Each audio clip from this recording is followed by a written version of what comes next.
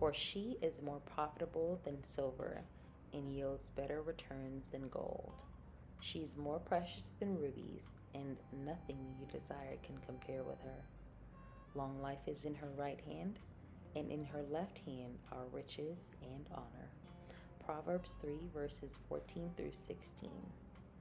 What's up, you guys, and welcome back to my channel. I just want to say thank you guys for the outpour of love that I received on that last video. A few of you guys wrote me and told me how encouraging that video was for you, and then a few of you also wrote me and sent encouraging words for me. So thank you so much. But your girl is back again to share, because shortly after that video, boom, here comes the devil with another attack. And the crazy thing is, most of the times those attacks come in the form of like your comfort zone, whether it's your family, your friends, your job, your hobbies, just some sort of familiarity the devil will use to attack you. So I'm gonna give y'all a little backstory, and I'm gonna spare y'all some of the details. So somebody that I dated in the past, we kind of recently reconnected, and something instantly felt off, and I should have went with my gut because the spirit of discernment was truly discerning at that time. But your girl wanted to be hard-headed. And I'm gonna tell y'all something. When God says that something isn't for you, he will make certain that he gonna tear it up, or he's gonna let it tear you up, okay? So we get to chatting, and he's asking me about, myself, my plans for the future, and I'm just like, oh, married with kids, or alternatively, if that's not where God wants me yet, I want to be somewhere pursuing my career, yada yada yada. I'm gonna stop myself right here, because one thing that I learned in the past, and I should have taken this into consideration, is to stop telling the enemy your plans, because he only coming to steal, kill, and destroy. Seriously, go. Pay attention to how people react, or how they don't react, when you tell them your plans, your dreams, or even when you share good news with them. As I was like studying and just trying to revitalize my spirit after this attack, I kind of came up with this thought. And you guys can go ahead and write it down, because I've been living by this for the last couple of days. Your revelation is not reliant on anyone's recollection of you. In other words, if you knew me based on who I was years ago, months ago, or even weeks ago, then baby, you do not know me at all, okay? So go ahead and clock that T. So this is where I started to feel like I was on pranked, because ain't no way that somebody who says that they hold you in such high regard, because I'm not even going to say love, because this is not even love at this point. This man said, I don't see that for you in terms of marriage. In fact, what could happen is that somebody that you're seeing or you're dating would slip up.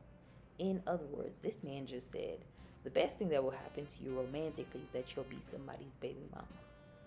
I ain't gonna hold y'all. I was too shook to even articulate without using profanity how frustrated and like irritated and how upset that made me feel that I just ended the phone call. And I'm not gonna lie to y'all, that did resonate with me for a few days.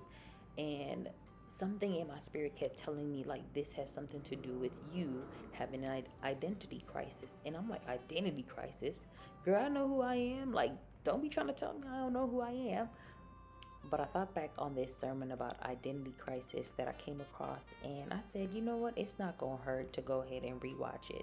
And he referenced a verse in Revelations 1, and I'm going to paraphrase real quick right here. God has basically made us to be kings and priests. And not kings from a gender standpoint, because, we get talking about kings, and you're not a king, you're a queen. King in the sense that we are truly a royal priesthood. And I used the proverb in the beginning because I really wanted to talk about the value of a ruby and how it is more expensive than even some of the highest quality diamonds, especially when you consider the three C's: clarity, color, and cut.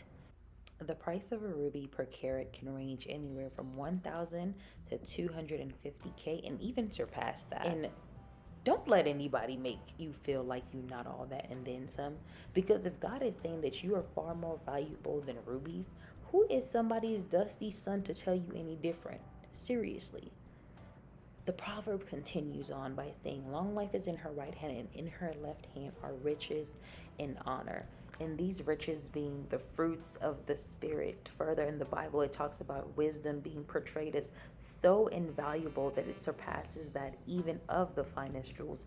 And baby, if you needed just a little bit more encouragement, Luke 12 and 7, even down to the very hairs on your head are numbered. You feel me? And if you got somebody that really love you to the point where they numbering the hairs on your head, seriously, who are you to A, even think that you any less than what he says that you are, and B, have anybody in their right or their left mind make you feel or speak to you in such a way that makes you feel like you are any less than just that? Because baby, when it comes to being all that, you are that and a bag of chips. And I told y'all the last time in the last video that the Bible is really lit. And she really is that girl. And I'm going to stand on business about that. Because literally, as of today, that man is Gone out of my Life. Okay? Thank you guys so much for watching this video. Go ahead and drop a comment if this resonated with you. And y'all already know, I can't wait to see y'all in the next one.